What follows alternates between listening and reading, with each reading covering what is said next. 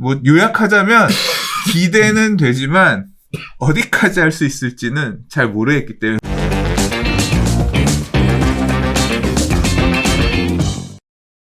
좋아요와 구독하기는 사랑입니다. 네, 안녕하십니까. 2021년 4월 17일 한발 앞서 소식을 전하는 고품격 부동산 투구쇼 부동산 별별사에 오신 여러분을 환영합니다. 와우, 진짜 오랜만에 봬요.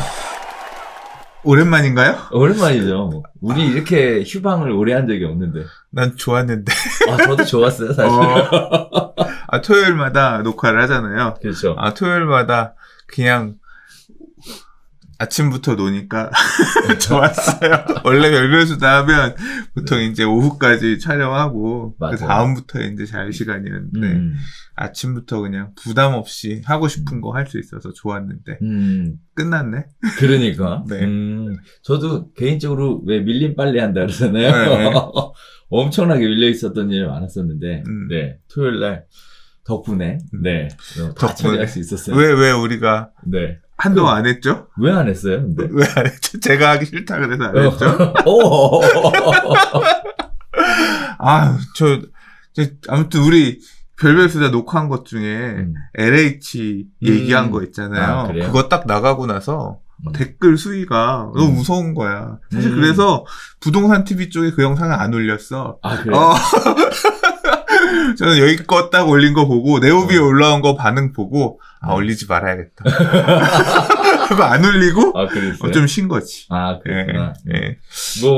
뭐 여러 가지 얘기들이 뭐 개인적인 바라보는 관점의 차이가 있을 수 있습니다. 그것도 보고 사실 좀 무슨 생각이었냐면 그 4월 초에 서울시장 선거가 있었잖아요. 이게 선거를 앞두고 굉장히 큰 쟁점인 거예요. 그러니까 이게 그냥 평소에 얘기하는 수준이랑 좀 다른 문제니까 이건 괜히 뭐 해명을 하느니 또는 설명을 덧붙이니 의견을 말하는 이런 것 자체도 무의미하겠다 싶어서 그렇지. 일단 입을 닫은 거지. 그냥 좀 한 발 물러나서 뭐 또 어떤 이슈든 간에 제 생각에는 아마 별별수다를 계속 했으면 이야기하는 내용 자체가 다 선거 이전에 그래서 누구를 뽑아야 되냐 이런 주제랑도 많이 겹칠 것 같아서 그냥 피해가자. 그래서 선거 끝나고 봅시다. 저는 이런 쪽이었습니다. 그래서 선거 끝나고 한 주 지나고 이제 드디어 녹화를 시작하네요. 그러게요. 양해 부탁드립니다.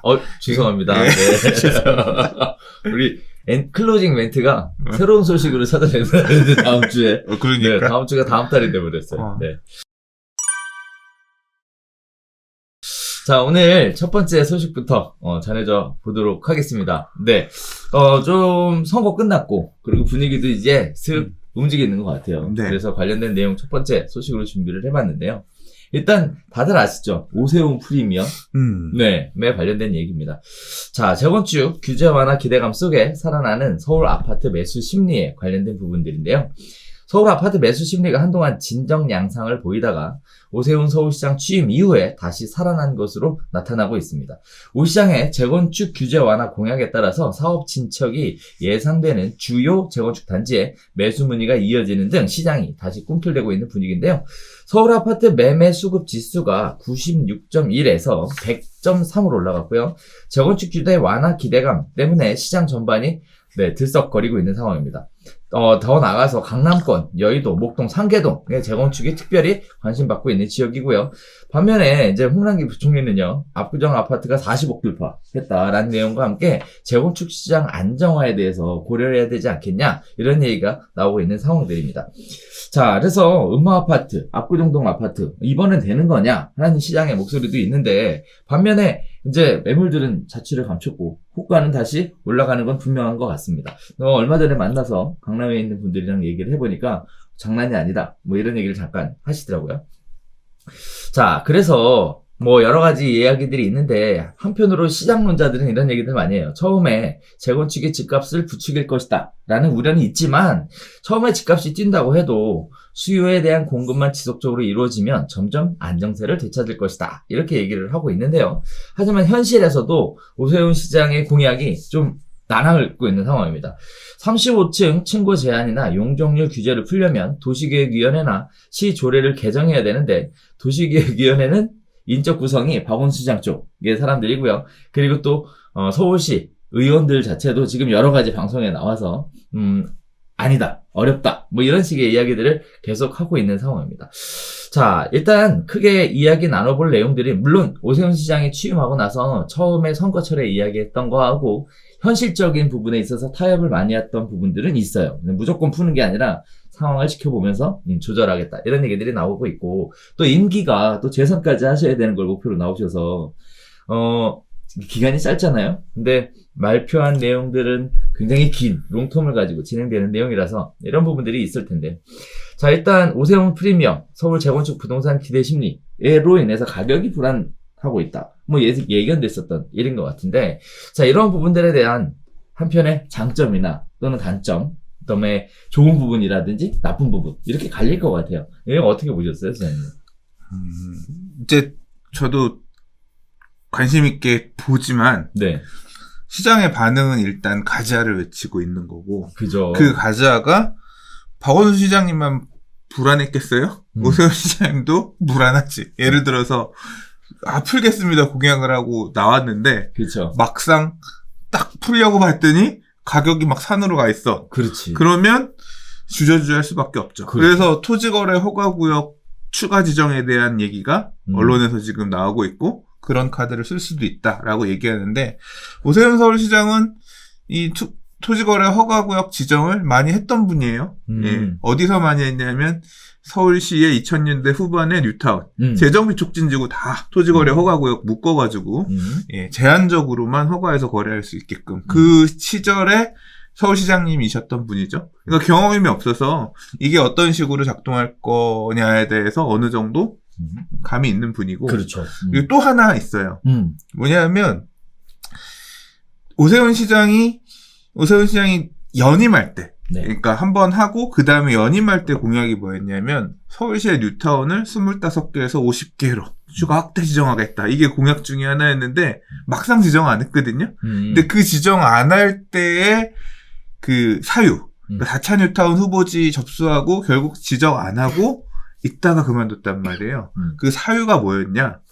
1차, 2차, 3차 뉴타운도 지지부진한데 지금 추가적으로 4차 뉴타운 지정해서 부동산 가격을, 그러니까 사업 속도, 이거 물량도 아직 안 나오는데 이 다음에 나올 물량들을 추가로 지금 지정을 해서 공약이었지만 시장을 불안하게 할 필요는 없다. 이런 쪽이었거든요. 그러니까 결국 뭐냐면 시장 가격 동향 이런 것들을 무시하고 밀어붙이지는 않을 거란 말이에요.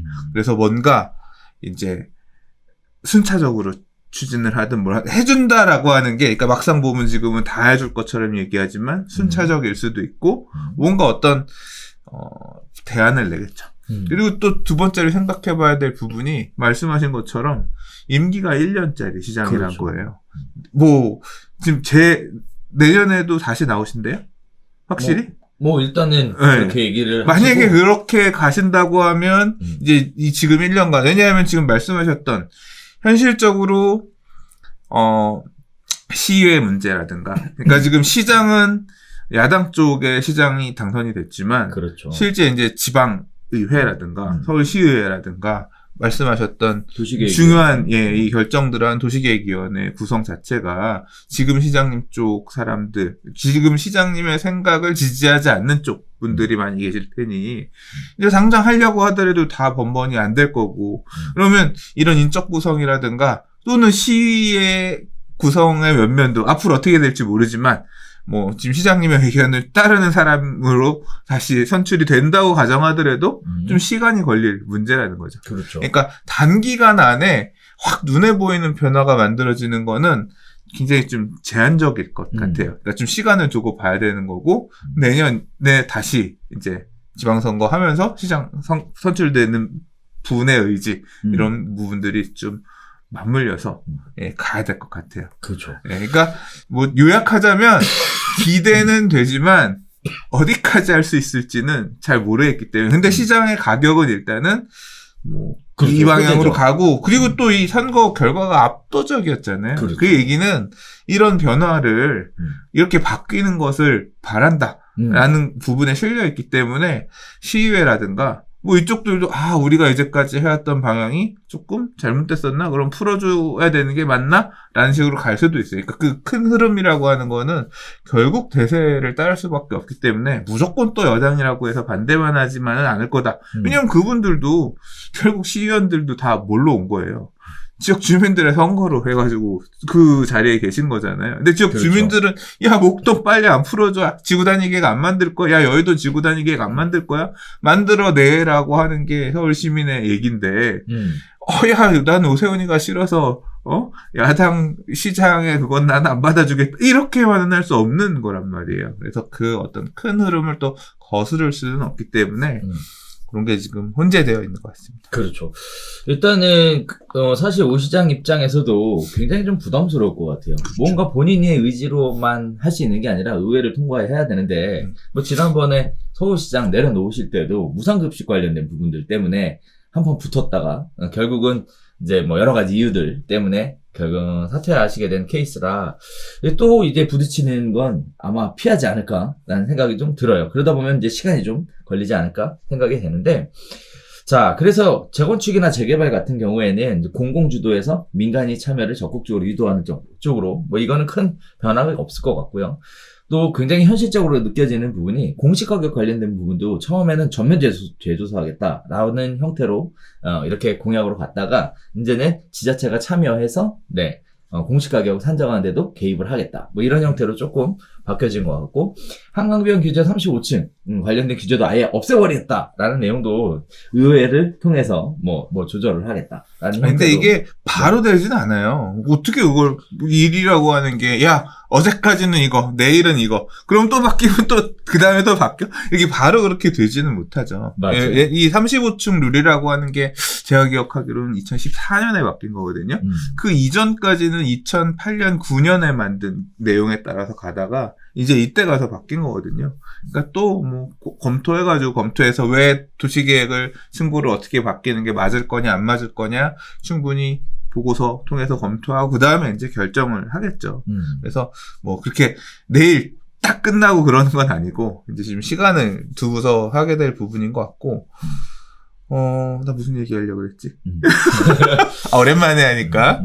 개발의 트렌드도 이제 많이 바뀐 것 같아요. 과거에는 이제 도시재생 그렇죠. 이쪽으로 가다가 이제 표가 이렇게 딱 펼쳐지고 나니까 이제부터는 도시재생은 더 이상. 그 얘기 제가 하려고 하다가 까먹었는데 뭐냐면 인적 구성, 그러니까 이 조직의 구성 부분이 되게 바뀔 것 같아요. 제가 공교롭게도 엊그저께 서울시청에 근무하는 직원분 하고 밥을 먹었거든요. 이제 그러면서 얘기하는데, 뭐 들리는 얘기 자체가 보면, 그렇구나.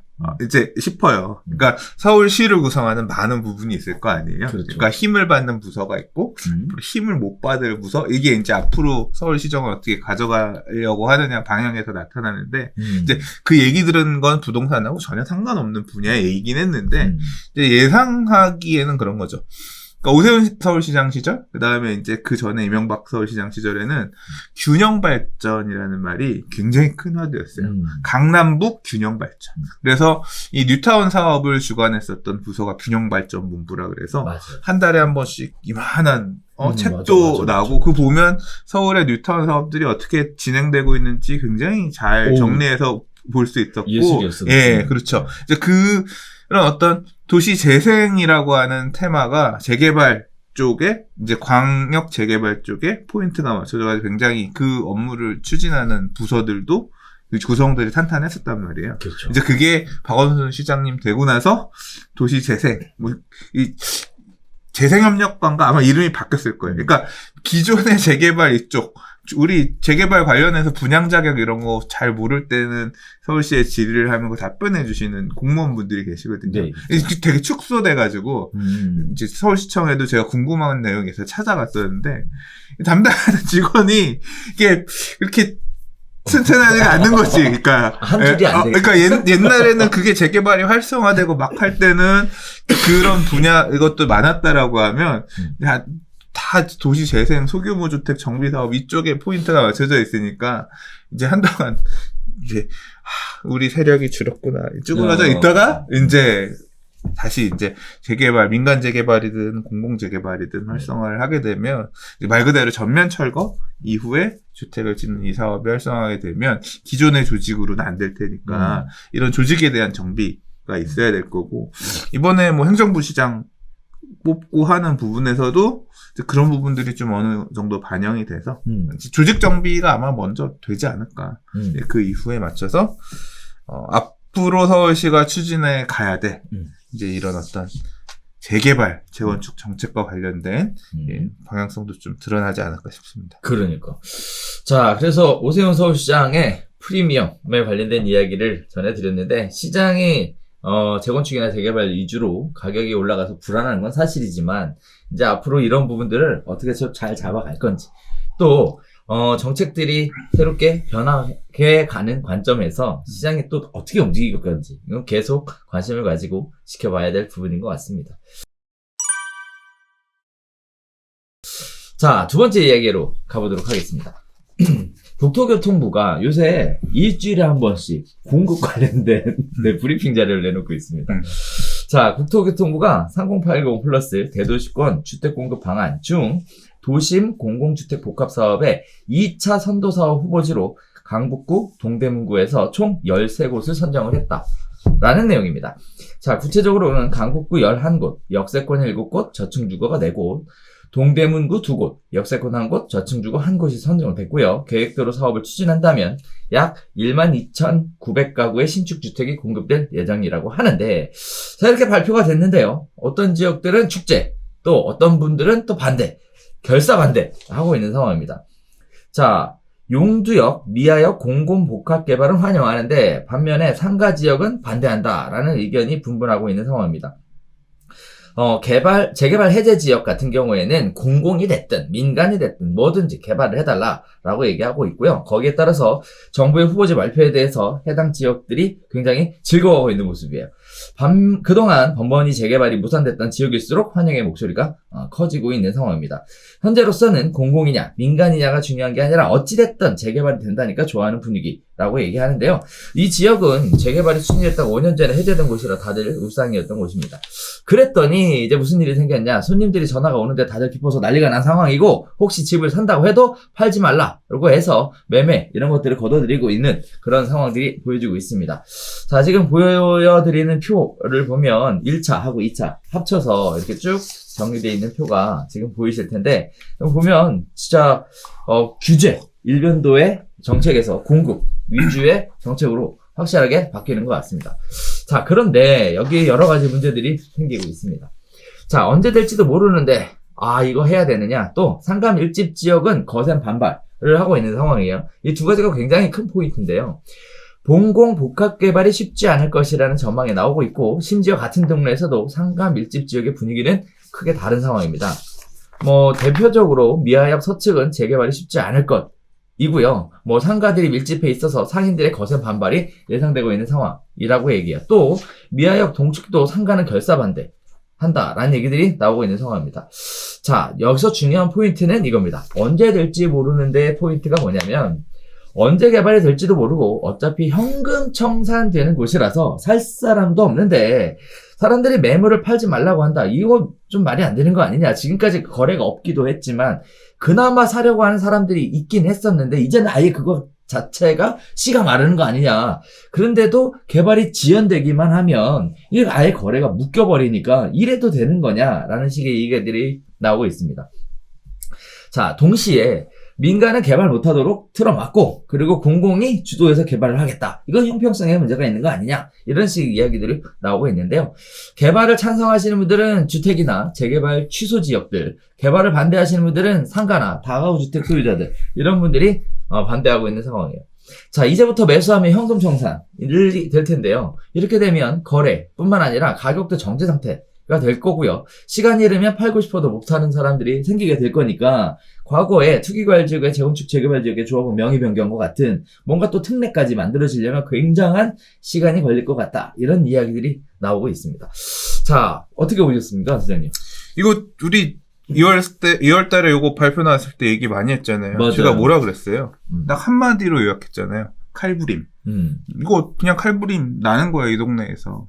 이거 이제 걸리면 당연히 이 낙후된 주택 썩빌 이런 것들 가지고 계신 재력으로 뭐가 정비가 힘든 이런 물건 갖고 계신 분들은 아파트 주겠다는 거니까 그렇죠. 무조건 반색을 완전 환영할 거고 그 다음에 그 지역에서 재개발 크게 희망하지 않았던 분들 그리고 또는 청산이 될 만한 이런 분들은 보다 적은 동의율로 내 땅을 뺏기는 상황이 되고 그 뺏기는 가격조차 시가를 제대로 인정받지 못하고 헐값에 뺏기는 상황이 될 거기 때문에 죽자 사자 싸울 거고 결국 무조건 해야 된다 죽자 사자 안 된다 이거 가지고 이 허들이 높으면 모르겠는데 66.7% 60% 굉장히 낮춰놨기 때문에 이거는 아주 당사자들 안에서는 재산을 강탈당하는 일이고 칼부림 날 수밖에 없다. 이건 피바람이 올 수밖에 없는 일이다.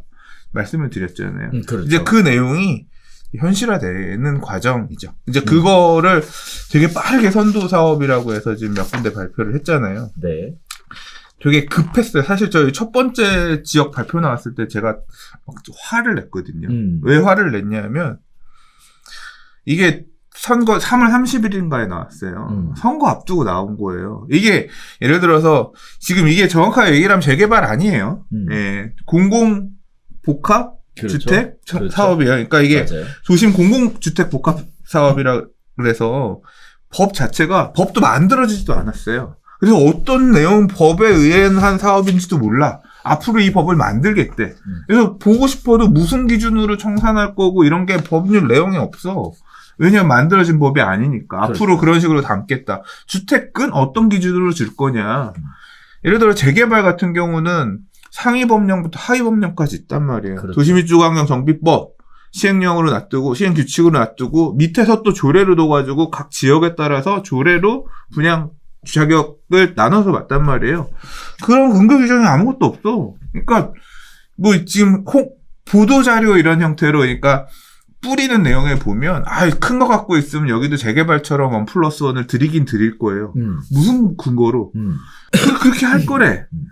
그런 식으로 이게 하기는 할 거라는 거죠. 그러니까 이게 아직 지금 그런 법적인 부분이 되게 완전히 안 된 상태에서 일단 하겠다고 하니까 뭐 그 동네 낡은 주택 갖고 있는 사람들은 되게 좋지만 이걸 그렇게 희망하지 않는 분들 입장에서는 내가 까딱 잘못했다가 그렇죠. 이거 추진하는 게 이득이 아니라 손해가 발생하는데 되돌릴 수 없는 그런 상황이 나올 수도 있는 거죠. 맞아요. 그러니까 이게 방식 자체가 설명을 드렸다시피 그냥 신도시를 짓는 방식으로 맞아요. 도심 안에서 재개발 사업 같이 그냥 땅을 다 갖고 와서 아파트를 짓겠다. 그러니까 도심 안에서 아파트를 짓는 사업을 땅을 다 갖고 와서 하겠다라는 그거예요.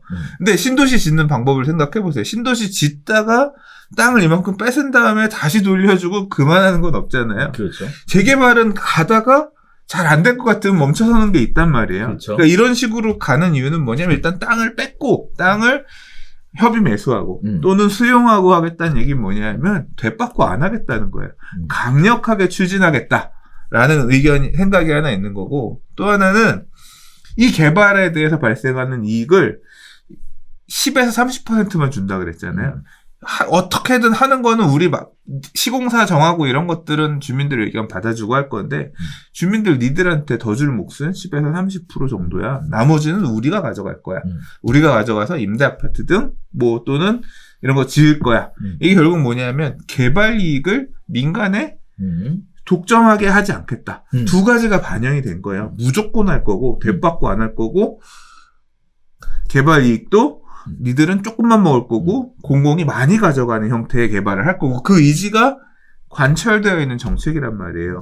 그걸 시작하기 위해서의 허들을 높여놓은 게 아니라 공공이 땅을 가져가게끔 하는 거에 대한 허들을 높여놓은 게 아니라 낮춰놓은 거죠. 일반 재개발 사업보다. 그러니까 낮아졌으니까 이런 개발 사업을 할 수 있을 가능성은 훨씬 높아진 거고 희망하는 쪽에서는 반대하는 쪽에서는 죽겠는 거고. 그러니까 결국은 갈등이 심화되고 이거 갖고 난리가 날 수밖에 없다. 지금 당장 보면 커뮤니티 분위기도 그래요. 한쪽은 축제예요.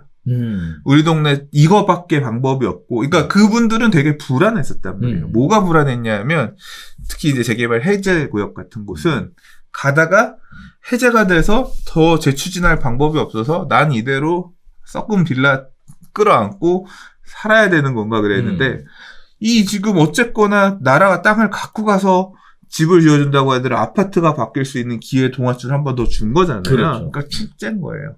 무슨 방법이라도 무조건 해야 된다. 그렇지. 라고 하는 거니까 그분들의 얘기는 뭐 그런 거예요. 막 쭉 보면 이거 무조건 이번에 해야 됩니다. 이번에 해야 됩니다. 얘기를 하고 있는데 뭐 이제 댓글 중에 보면 그런 얘기도 나옵니다.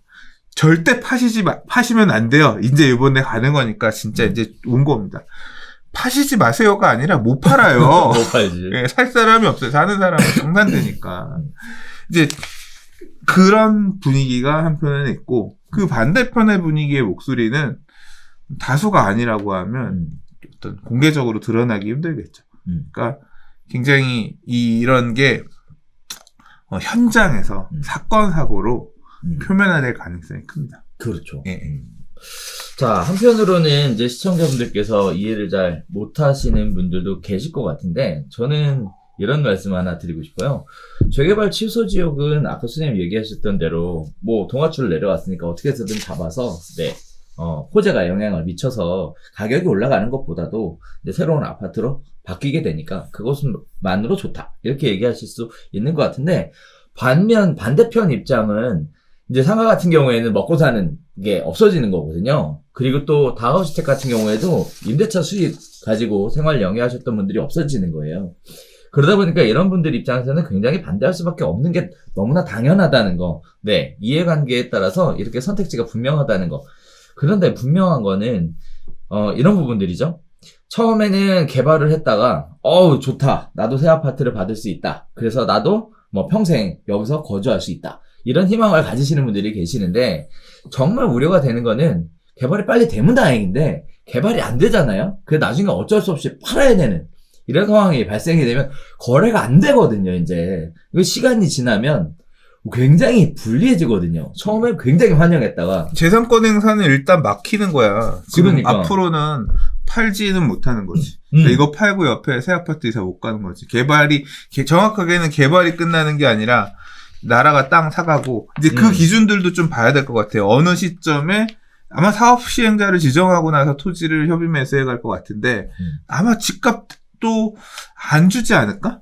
현금을 주지 않을 것 같은데. 그냥 화지 방식으로 줄 것 같아요. 그러니까 그 뭐냐면 이 가격을 산정을 해서 당신 집은 어느 정도 가격으로 산정을 해줄게요 하고 그 금액을 나중에 새 아파트, 그러니까 그 이후에 이제 인허가 과정들 이제 그것도 엄청 빠르게 하긴 할 거지만 네. 그리고 나서 이제 추가 부담금 정산할 때 그때 그 금액을 빼고 주는 거지 이 돈을 미리 주는 건 아니지. 그렇죠, 아니죠. 미리 안 주고 네. 땅을 가져가는 거지. 네. 그러니까 뭐 이제 그런 과정에서 이미 나는 그게 넘어갔기 때문에 어디 이사도 못 가고 물려서 그러니까 거의 뭐 그런 형태가 되지 않을까. 그 시간이 지나면 이게 노이즈가 더 크면 커졌지 줄어들지는 않을 것 같아서 이거 하려면 빨리 해야지 이렇게 어거적거리다가 볼일 다 볼 것 같다는 생각도 들고요. 또 그래서 이런 말씀 드리고 싶어요. 이게 지금은 좋다 하지만 이게 마냥 좋아할 만한 일은 아니다. 네, 본인의 상황이 바뀔 수도 있기 때문에 평생 거주의 개념이 조금만 바뀌어도 이거 지금 마냥 좋아할 만한 일은 아니다. 이런 말씀 드리고 싶고, 또 하나는 개발 이익에 조금 준다는 거잖아요. 항상 그렇지만 이런 지역들은 어쨌든 감정평가라는 걸 해야 되는데 여러분이 기대했던 것만큼 감정평가가 안 나올 거야, 이거. 아니야. 근데 이거는 사람마다 달라. 그러니까 만약에 저는 이런 이해관계가 1도 없는 사람이에요. 네. 1도 없는 사람인데, 제가 만약에 해제된 지역에 투자 목적으로 빌라를 하나 전세 끼고 사놨어. 그런데 여기 지금 공공 이거 된대. 나도 찬성이야. 무조건 해야지. 내 입장에서도, 청산돼서 제 가격 못 받고 가는 옆집에 건물 가진 아저씨, 당신은 불쌍한데 그건 내 할 바 아니야. 나도 그래. 왜냐하면 나는 이렇게 해서 아파트 되는 게 내 이익이 되는 거니까. 그 사람의 불행이고 내 이익이 되는 거니까. 그럴 거야. 근데 그러면 누가 잘못이냐? 그 판을 만든 사람이 잘못이지. 솔직히 말해서. 그렇게 할 수 있는 방법이 없었다라고 하면 나도 희망을 갖지 않았을 거 아니야. 그렇죠. 네. 그러니까 이거는 굉장히 그러니까 민주사회가 아니구나. 자본주의 사회에서 생각하기 힘든 너무나도 강력한 어떤 이런 힘을 권력을 준 이런 제도를 도심지 안에 뻔히 사람들이 갖고 있는 재산들을 갖고 있는 이 도심 안에서 시행하는 거예요. 그래서 저는 솔직히 말해서 반대죠. 이 2080 플러스에 따른 도심 공공주택 복합사업 그리고 공공 직접 시행 정비사업 이런 방식 자체를 이 너무 위험하다. 21세기에 맞지 않는 방식이다. 개인적으로 그렇게 생각하는데 그건 뭐 이제 제 주관적인 생각이고 대세는 아니기 때문에 다만 이제 이걸 끄집어냈기 때문에 이로 인한 사회적인 혼란은 불가피한 상황이다. 아예 없었으면 모르겠는데 이미 칼을 꺼냈잖아요. 그렇죠. 근데 이거 꺼내신 국토부 장관님 요번에 또 그만두시는 것 같은데? 뭐 그만둔다고 계속 하시잖아요. 그리고 뭐 다른 분이 또 오신 내정을 염두에 두고 있다. 뭐 이렇게 얘기 나오는 상황이에요. 제가 왜 이런 말씀을 드렸냐면, 이제 많은 분들이 일단 아파트가 바뀌는 건 되게 좋아요. 가격이 올라가서 그동안 좋았는데 가격은 일단 멈춘단 말이죠. 근데 아파트로 바뀔 때 그 환가에 대해서 어떻게 인정해 줄 것이냐. 이건데, 어쨌든 쉽게 얘기하면 20평대 빌라가 30평대 아파트가 됐어요. 돈을 더 내야 되잖아요. 이 부분에 있어서 과연 내가 가지고 있는 20평대 빌라가 얼마의 가치로 평가받을 것이냐에 대해 만족하는 사람이 하나도 없다는 거. 아니, 만족은 안 하는데, 그거를 사람들, 지금 이거 여기 갖고 계신 분들도 그걸 이해 못 하는 게 아니야. 내 거 평가를 조금 덜 하더라도. 그래요? 왜냐하면 20평대 빌라가 아파트로 바뀌지 않으면 20평대 빌라가 계속, 얘는 그렇지. 계속 이거잖아. 아파트가 되는 게 핵심인 거지. 내 거에 대한 추가 부담금 더 안 줘도 돼. 아파트로 바꿔만 줘. 추가 부담금 내가 낼게. 그렇지. 이렇게 생각하는 분들도 지금은 많은 거예요. 그만큼 새 아파트 청약 당첨이 어렵고 주변에 새 아파트는 너무 가격이 많이 올라서 내가 갈아타고 쫓아갈 수 없는 상황이 되었고 그러니까 이분들 입장에서도 절박한 거죠. 그렇죠. 네. 막상 그때 가면 안 그럴걸? 점점점. 항상 제가 우리 전에 얘기했잖아. 국민은 응. 그래서 그때 처한 위치에 따라 말이 바뀐다고. 맞아. 자, 이런 부분들이 있어서 일단 지켜봐야 될 것 같습니다. 이거 계속 얘기 나올 것 같죠? 이거 뭐죠? 위클리를 지금 나오고 있으니. 그러니까 그렇죠. 아무튼 그 얘기 하다 말았구나. 선거 전에 3월 말에 왜 이걸 지금 발표하냐. 4개구 발표했거든요. 그리고 요번에도 2개구인가밖에 발표 안 했으니까 찔끔 발표하냐. 할 거면 서울시거 다 뭉쳐가지고 이렇게 해놨습니다. 이게 뭐 동의를 받고 뭐 이렇게 한 것도 아니고 추려가지고 그냥 내는 건데 결국 뭐냐면 시장에 이렇게 공급할 거니까 지역 주민들의 이런 혼란 이런 거 상관없이 일단 하나씩 계속 패를 까고 있는 거잖아요. 그렇죠. 그러니까 이거 자체가 좀 맞아. 좀 난 무책임한 것 같아. 그리고 또 이번에 배제된 지역들도 계속 얘기 나오잖아요. 뭐 대표적으로 뭐 한남 1구역 같은 경우. 그건 좀 다른 경우예요. 그래요? 네. 그러니까 한남 1구역이 이게 지금 좀 정리를 하고 가야 될 게 이거는 재개발이 아니에요. 이거는 이 공공주택 특별법에 따라 추진하는 도심 공공주택 복합사업이에요. 그러니까 이거는 재개발이 아니야. 전혀 아니야. 그리고 아까 재개발 방식 중에서 관리처분 방식. 그러니까 지주들이 조합을 결성해서 사업을 앞으로 우리가 원래 갖고 있던 집을 이렇게 되는 아파트 또는 이렇게 상가로 바꾼다. 이 권리가 변환된다. 이 권리 변환되는 방식이 관리처분 방식이라고 하거든요. 이 방식의 사업으로 하는 재개발.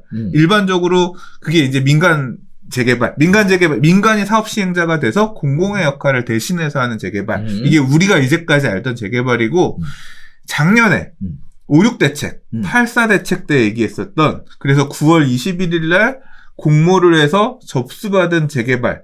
이거는 공공이 이런 사업을 좀 관리해주겠다. 대행해주겠다. 조합 니들이 할 거 우리가 조금 직접 참여해서 대행해주는 조건으로 가겠다. 이게 이제 작년 재개발이에요. 그러니까 요거는 작년 5.6 대책, 8.4 대책에 따른 재개발이고 9월 21일 날 접수받았던 데들을 올해 1월 14일하고 1월 15일 그 다음에 3월 29일인가? 아무튼 그 두 번에 나눠서 1차, 2차로 발표를 했거든요. 얘네는 직접 시행 방식이 아니라 대행하는 방식이라서 얘네는 좀 다르다. 여기서 떨어진 애들은 이런 지금 요번에 얘기했었던 3080 플러스랑 다른 거. 얘네 쪽은 가셔서 사도 청산 안 돼요. 네, 그 두 개의 사업 방식이 다른 겁니다.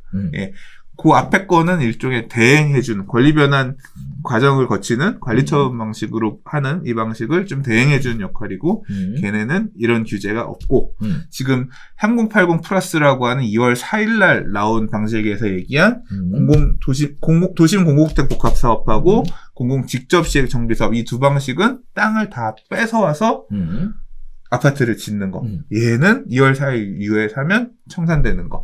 이렇게 두 개가 좀 갈립니다. 그래서 한남 1구역은 2차로 발표를 했는데 그 지역을 이 공공재개발, 그러니까 직접 시행이 아닌 사도되는 재개발, 예, 그거를 떨어뜨리는 이유는 그것도 마찬가지로 내부적으로 보면 상가 소유자들의 반대, 갈등 이런 게 있으니까 다시 정 안 했다. 뭐 그런 식으로 설명을 하는 것 같더라고요. 개발 방식이 여러 가지가 있으니까 진짜 신경 쓰고 봐야 되겠네요. 예, 이거 잘못 그냥 그게 그거 아니야 했다가 골로 가는 거예요. 네, 물론 이제 지금 2차 후보지, 1차, 2차 후보지 지정된 이전 방식의 공공재개발.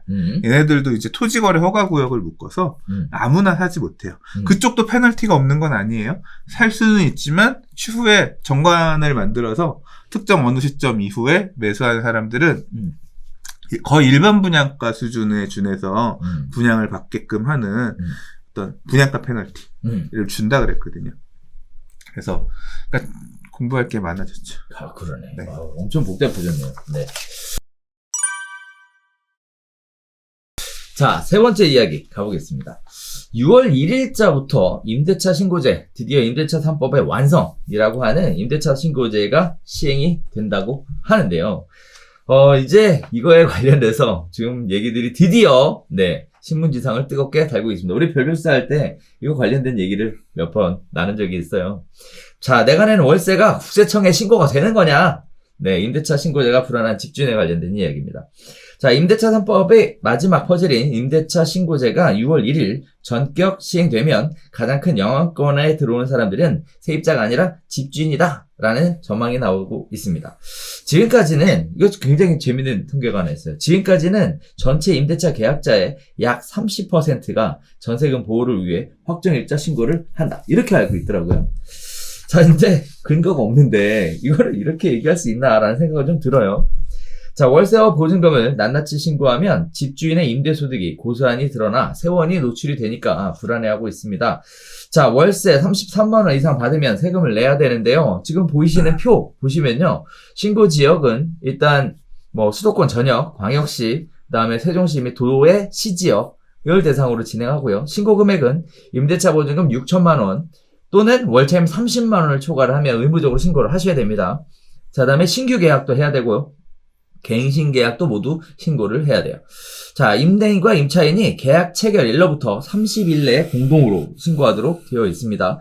관련된 신고는 그래서 정부24 사이트를 통해서 진행하는 걸로 이렇게 진행을 하고 있다고 해요.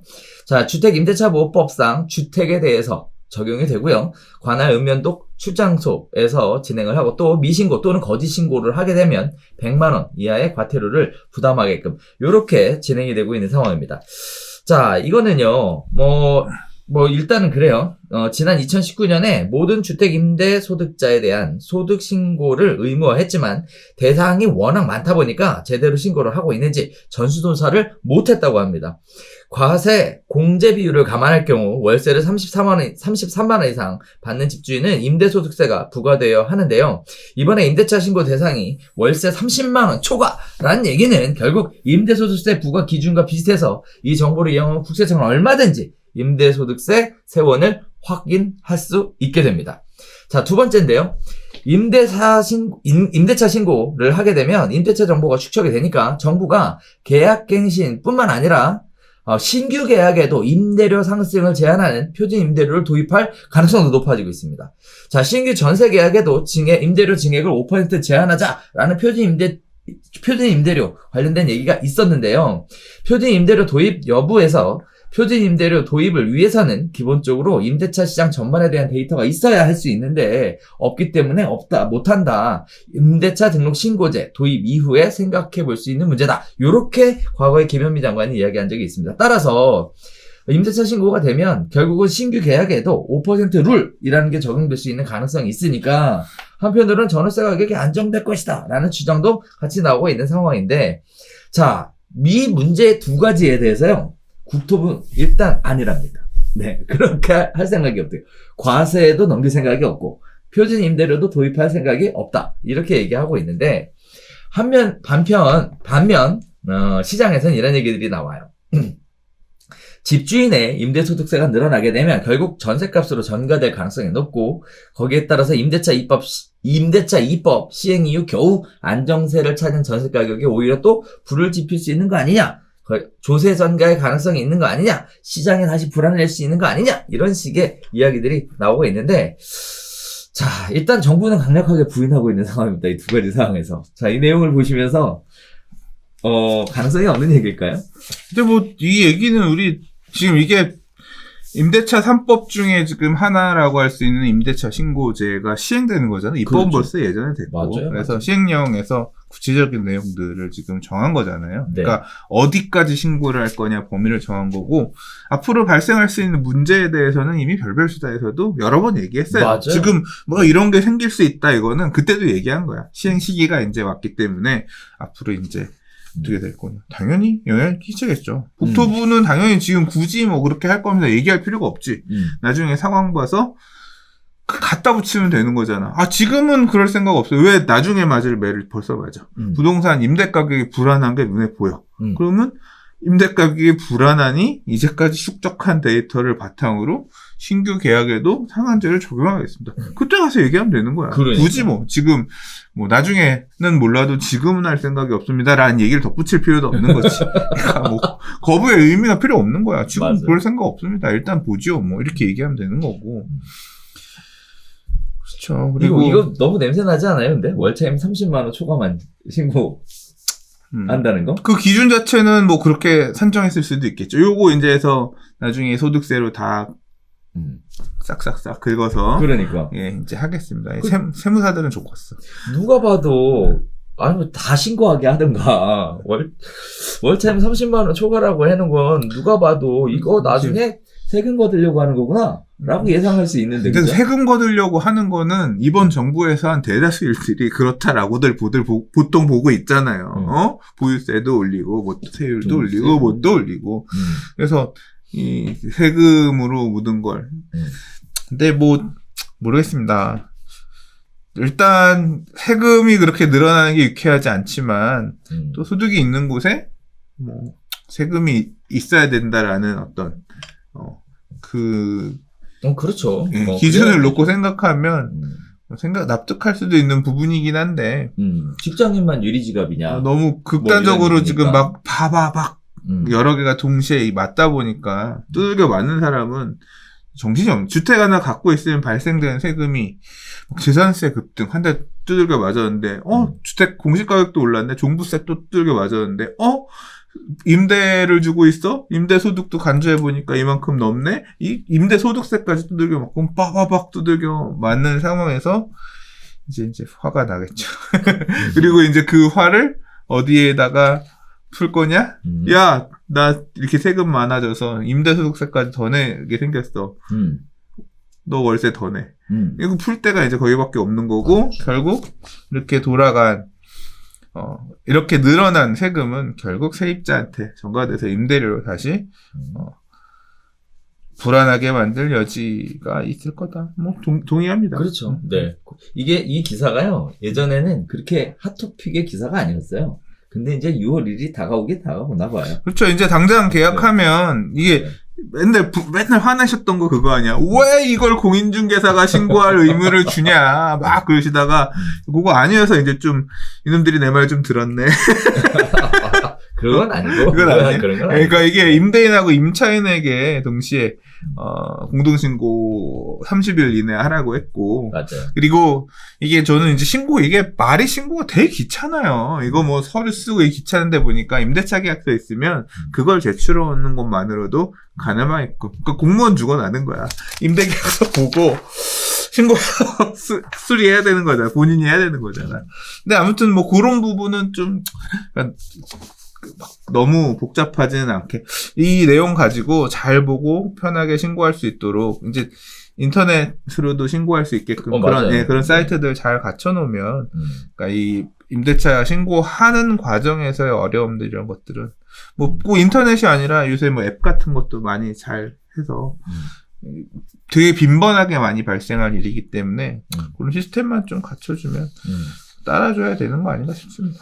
그 세입자 입장에서는 오히려 진짜 좋을 수도 있을 것 같아요. 사실 뭐 경매권 같은 거 보다 보면 이제 확정일자를 못 받아가지고 순위에서 탈락되는 경우. 맞아. 이거 확정일자 자동으로 부여되죠. 맞아. 네, 신고하면. 네. 인터넷 옛날에는 사실 굉장히 불만이었던 것 중에 하나가 뭐 낮에 다들 일하잖아요. 그 확정일자는 언제 받냐고. 그러면 관공서는 토요일마다 왜 당직을 안 서? 그거 해줘야 되잖아. 그런데 인터넷으로 할 수 있다고 하니까 네 그거는 굉장히 좋은 것 같아요. 그 이제 본인이 이제는 게을러서 안 한 거니까. 그러니까 뭐 저는 이 임대차 신고제 제도가 불합리하다 뭐 이렇게 생각하지 않고 어떤 필요한 과정, 가는 과정에서 도입이 된 제도라고 생각이 되고 이제 뭐 잘 정착해서. 이번에 임대차 신고제 시범지역 지정을 해서 진행되고 있는 것으로 알고 있는데요. 서울은 빠졌어요. 네. 시범지역은 그런데 뭐 이제 일단 결국은 다 적용할 거니까 네. 시범지역만 그런 거죠. 그러니까 이게 원래 시범지역 지정하면 늘 언제나 부동산 관련된 거는 소추구가 1등이었거든. 그렇죠. 그런데 뭐 전자계약 이런 것도 그랬고 엄청 짜증나거든. 그런데 시범지역에서 소추구가 빠졌습니다. 네. 그래서 안 그래도 긴장하고 있었거든요. 아, 이것도 귀찮게 앉아갖고 또 도대체 이놈의 계약서는 또 어떻게 올려야 돼? 사진을 찍어야 되는 거야. 스캔을 해야 되는 거야. 아이고, 당사자가 의무가 중개업소가 아니라 임대인 임차인인데 뭘. 근데 알려주긴 해야지. 그렇지. 해달라고 할 거 아니야. 분명히 와서 계약 쓰고 나면 물어보겠지. 어떻게 해야 돼요? 하면 들어가서 대행해주고 해야겠네. 그러니까요. 그랬는데 빠져서 한편으로는 좋은데 한편으로는 좀 답답하기도 하고, 모르니까. 네, 이런 부분도 있는 근데 앞으로 이제, 원룸 임대료 29만원짜리 엄청 나오겠는데? 그러겠다. 그러겠다. 29만 9천원입니다. 네네, 그러겠다. 네. 29만 5천원, 뭐 이렇게. 그러겠다. 네. 나머지 관리비. 관리비는 뺄 거 아니야? 그렇죠. 그러네. 이제 이렇게 되면은, 월세로 안 받고 또 관리비를 엄청 받으시겠네. 임대료 29만원에 관리비 5만 5천원입니다. 뭐 이렇게. 그래서 35만원 맞죠. 그러겠어요? 임대료 29만원에 관리비 30만원. 에이씨, 그거는 30만원 납득할 수 있을 관리비가 아니잖아. 좀, 나중에 이제 너무 관리비가 세요. 라고 뭐가 들어왔을 때 소명할 만한 뭐가 안 되잖아. 아니, 그게. 관리비, 제가 여기 관리인인데 관리인 월급 뭐, 1,000만원입니다. 그렇게 해서 관리비 맞죠? 그거는 현저하게 불공평하니 관리비 조정하라 이런 거 소송 들어올 것 같은데. 일단은, 아실 것 같은데, 또, 네. 이 임대료가, 선생님 얘기 잘 하셨는데, 임대료가 이렇게 소득세 신고가 이루어지니까, 사실 많은 부분들이 굉장히, 좀 불공정한 관리비를 그동안 많이 징수해 왔어요. 그래서 저 개인적으로는 특히, 이렇게, 이런 얘기가 되나? 재단 같은 데나, 또는 이렇게 종중, 소유의 것들 있잖아요. 관리비 엄청 비쌉니다. 네. 엄청 비싸요. 아무래도 종중에 있는 식구들이 다 그 관리비를 먹고 살아야 되니까. 관리비가 배보다 배꼽이 더 크다는 거, 그럴 수도 있다라는 거, 이런 부분들도 진짜 생각을 해봐야 되는 부분이겠네요. 자, 그래서 임대차 계약하실 때 이제 앞으로는 관리비 꼼꼼하게 확인하셔야 될 것 같습니다. 얼마인지. 월세만 중요한 게 아니고 거기까지 확인해 보셔야 되겠습니다. 자, 오늘 오랜만에 별별스타 진행했는데요. 오늘 뭐 봄이라서 화사하게 노란 옷도 입으시고. 옷도 샀어요. 방송을 사줬어, 집사람이. 누가 물어보시더라고. 왜 부동산님은 그렇게 빨간색 옷만 맨날 입고 오시나요? 빨간색 좋아하시나요? 네. 아니요, 집사람이 사주는 대로 입는데요. 사모님 관리에 들어가셨구나. 관리가 아니라 제가 옷 사라 이러는데 안 다니고 그런 전혀 관심이 없으니까. 네. 그냥 사갖고 오면 그냥 입는, 이게 이쁘냐 안 이쁘냐를 보고 입는 게 아니라 입을 때 편하냐 안 편하냐 이 살이 쪄가지고 그러니까 편한 옷을 찾아서 입는 거죠. 네. 그렇구나. 자, 그래서 소장님 덕분에 오늘 화사하게 봄을 맞이한 것 같습니다. 계절도 좋고 다들 야외에 나가시고 싶은 마음이 꿈틀꿈틀하실 텐데. 코로나 요새 심해져가지고. 그러니까. 또 더 조심을 해야 될 시기인 것 같아요. 맞아요. 징글징글하다. 이거 올해 안 끝나겠는데 어떡하냐. 올해 9월 되면 어느 정도 하지 않을까요? 아니 지금 주변에 저 맞은 사람 있어요? 백신? 없죠. 없어. 근데 뭘 언제 9월에 끝나? 특수 직업 종사자만 맞는다는 거고 전 국민이 다 맞아야 되는 건 아니니까. 집단 면역이 형성될 때까지. 면역이 형성이 되려면 그래도 어느 정도 맞아야지 되는데 맞아야죠. 주변에 맞는 사람이 없는데 무슨 9월 같은 소리 하고 있어. 그러네. 지금 자, 벌써 4월 다 갔어. 그러네. 네. 시간 엄청 가네. 아, 빨리 끝났으면 좋겠다. 네. 자, 화창한 봄을 맞이하여 여러분의 기분은 함께지셨으면 좋겠습니다. 사건, 사고를 이야기하다 보니까 좋은 얘기만 전해드릴 수 없다는 점, 네, 양해 부탁드리고요. 그럼에도 불구하고 사는 데 있어서 부동산은 뗄래야 뗄 수 없는 굉장히 중요한 영향을 미치는 요소니까요. 부동산에 대한 관심은 끊임없이 가져보셔도 괜찮을 것 같습니다. 자, 저희가 준비한 소식은 오늘 여기서 마치도록 하겠고요. 저희는 다음 주에 새로운 소식 가지고 찾아뵙도록 하겠습니다. 감사합니다.